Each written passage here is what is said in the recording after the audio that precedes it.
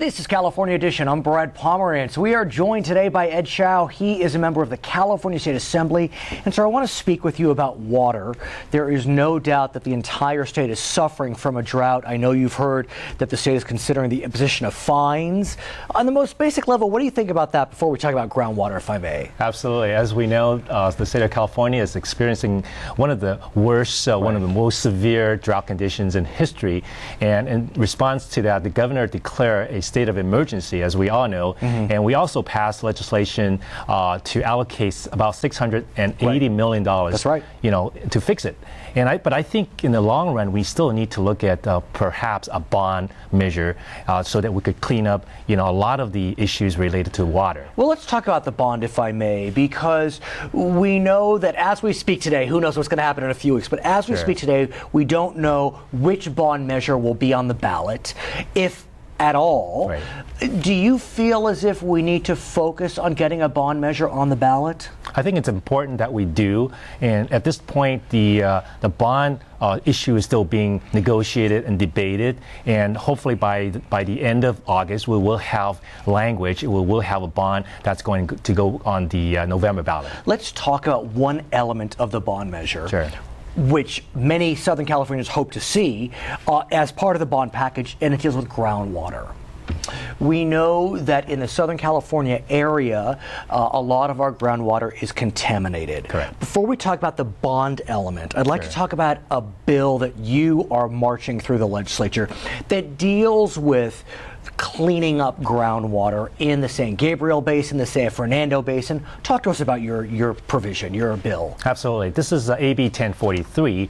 As we know, the San Gabriel Valley is actually situated on top of the main San Gabriel Valley Basin, which is about the size of Lake Tahoe. Wow. And which supplies water to approximately 1.4 million people here in the area. Right. So having clean water is extremely important for all of us. Now, back in the days when the aerospace industry was operating in the area, and this was around World War II area and beyond, and we had a lot of jet testing in the area. Now, a lot of the jet fuel actually seeped into the underground basin, contaminating the water. So as a result, groundwater cleanup is extremely important for all of us for years and years. Now, my bill 1043, what it will do is that it will basically direct proceeds recovered from polluters back into the area where the pollution occurred. Under current law, what happens? Under current law, the money that we recover, the proceeds will go to Superfund money? Absolutely. Okay. Will go to the state. So my bill will direct the money, the proceeds, back into the area where the contamination really occurs. So if a polluter in this region, for example, the San Gabriel region, pays up, under Superfund, the money will get to be spent here definitively, all of it, not have to be sent to Sacramento and then divvied out. That's exactly right. So that could be controversial. It could be, but it also provides the incentive for these Prop 84 grantees to pursue these polluters. So that's another benefit to the bill. So where does it stand today, this bill? The bill is still in the legislature, going through the process, and I'm hopeful that it will be eventually signed by the governor. Okay, along these lines, let's talk more about groundwater, because there is no doubt that you and many of your colleagues want to make sure that in addition to 1043, that a bond includes sufficient monies for groundwater cleanup and groundwater development. Do you feel as if those provisions will make it into the bond? Are you going to fight to make sure they do? The latter. I think we will continue to fight to make sure that provision stays in the bond. I want to shift gears, if I may, and speak about education. Sure. We know that the school year is before us, and we know there are a lot of changes going on in public education, focused specifically on the Common Core standards. The Common Core standards rely heavily on what we knew as 21st century technology.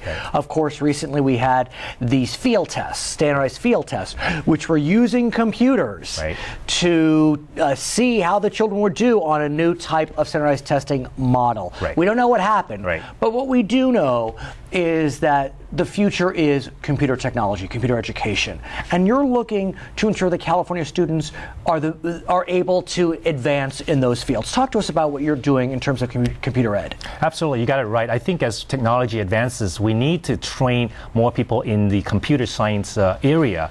And in fact, according to the Labor Department, by the year 2020, it's estimated that about 4.6 million jobs will be out there. So we need to train our children to prepare them for the workforce when it comes time for them to enter the workforce. Your staff provided me with some statistic which I found to be fascinating.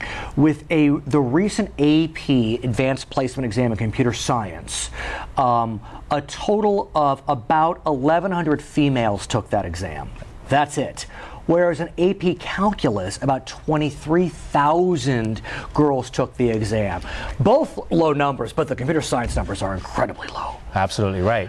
And also people of color, very low rates in terms of taking the exam for computer science. So that's why we need to rectify that situation. We need to incorporate computer science into the curriculum and start them young. In fact, my bill will ask the superintendent to develop model curriculum for school districts to use for students in grades 1 to 6 so that they could start learning the fundamentals of computer science. And not only do they use the computers, but also be innovators and creators of computers. Sir, forgive me, but how do we not have this now? I mean, it just seems so obvious that we would have this, and it should have been adopted 20 years ago. Exactly right. What's going on? I think one of the issues is the cost of implementing some of these policies, and the other probably is the fact that we're not promoting this enough. So we need to continue to, get this message out there to tell them that computer science is important and computer science is fun. Computer science is going to be very helpful to all of us, and that's where the jobs are also. Despite their gene pool, my daughters are excellent soccer players. How that happened, I don't know.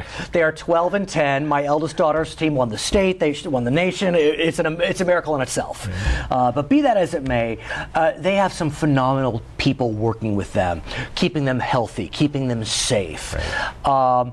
I was stunned to learn that some people that are working with our children may have good intentions, but may not have the training to keep our children safe. Talk to us about what you're looking to do to make sure that our athletic trainers, a term of art, are keeping our children safe, and adults, I guess, as well. Absolutely. One of my bills actually deals with athletic trainers.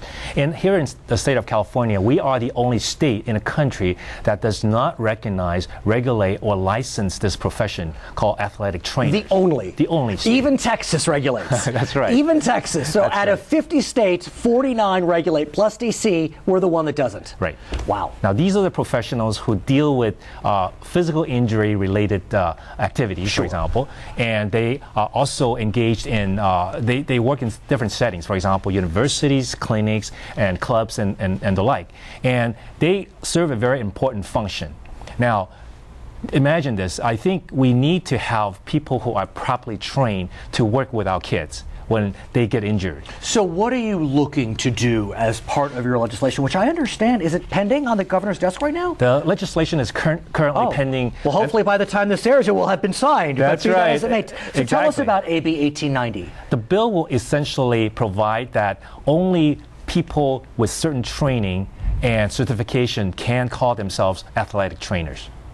It's a title protection bill. It does not grant a license per se, but only the bill will say that if you completed this requirement or certification or education, you can call yourself an athletic trainer. I've seen business cards which say athletic trainer on it from people at the gym, and I think, that's interesting. But it could be that that's a term they're using and there's no actual certification. Correct. Do you feel as if, before we know it, the governor will sign, or we don't have a sense yet? We are very hopeful that he will sign because this is a very important bill. His name is Ed Chau. He is a member of the California State Assembly representing beautiful portions of the San Gabriel Valley. My name is Brad Pomerance, and this is California Edition.